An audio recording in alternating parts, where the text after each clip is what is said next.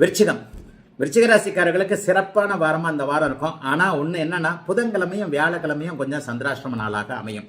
வாரத்தின் முதல் 2 நாட்கள் 7ஆம் இடத்தில் உச்சமாக இருந்து அப்படியே ராசியை பார்க்கக்கூடிய சந்திரன் பாக்கியாதிபதி உச்சமாக இருக்கிறார். ஆக வாரத்துல திங்கக்கிழமையும் செவ்வாய்க்கிழமையும் எடுத்தடுப்புல 2 நாட்கள் ஓஹோன்னு இருக்கும். நடுப்பகுதியில் கொஞ்சம் ஸ்பீடு பிரேக்கர், வண்டி வேகமாக போகும்போது ஸ்பீடு பிரேக்கர் பார்த்தோம்னா கொஞ்சம் டவுன் ஆகும்ல, அது மாதிரி உங்களுக்கு புதன்கிழமையும் வியாழக்கிழமையும் கொஞ்சம் டல் அடிக்கும். சந்திராஷ்டமம் என்பது இந்த வாரத்தில் ஜூன் 24ஆம் தேதி செவ்வாய்க்கிழமை இரவு 11:45 அதாவது புதன்கிழமை விடிஞ்சா உங்களுக்கு சந்திராஷ்டமம்.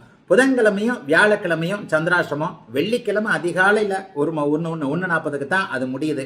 ஆக புதன்கிழமை வியாழக்கிழமை 2 நாட்களும் சந்திராஷ்டமம் என்பதை விருச்சிகராசிக்காரர்கள் நினைவுக்கு வச்சுக்கோங்க. அந்த சந்திராஷ்டமம் கூட இந்த தடவை பெரிய உங்களுக்கு சோதனைகளை கொடுக்காதுங்க. ஏன்னா சந்திரன் 8இல் மறையும் போது குருவோடு சேர்ந்திருக்கிறார். ஒரு அமாவாசை அமைப்பில் இருந்தாலும் குருவோடு சேர்ந்திருப்பது என்பது பெரிய சோதனைகளை கொடுக்காத அமைப்பு.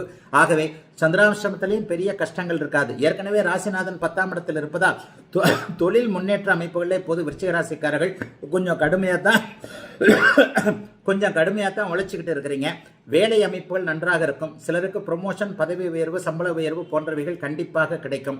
சிலருக்கு வேலை மாற்றங்கள் இருக்கும். மருத்துவத்துறை, அதிகாரத்துறை, கட்டிடத்துறை, ரியல் எஸ்டேட் துறை போன்ற செவ்வாய் சம்பந்தப்பட்ட துறைகளில் இருக்கக்கூடிய விருச்சிக ராசிக்காரர்களுக்கு யோக அமைப்புகள் நன்றாக இருக்கும்.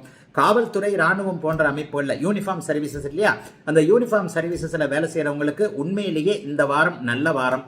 சந்திராஷ்டமம் கூட பெரிய அளவில் சோதனைகளை செய்யாதுங்க, குருவோடு சேர்ந்து இருக்கிறதுனால. என்ன ஒன்று, அந்த 2 நாட்களில் மட்டும் அலைச்சல்கள் அதிகமாக இருக்கும். புதன்கிழமையும் வியாழக்கிழமையும் அலைச்சல்கள் உள்ள வாரம். யாரையும் அந்த நாளில் பார்க்காதீங்க. இந்த புதன் வியாழன் இந்த 2 நாள் யார் உங்களுக்கு அறிமுகமாகிறாரோ அவர் பின்னால உங்களை எரிச்சல் படுத்தக்கூடியவராக வருவார்.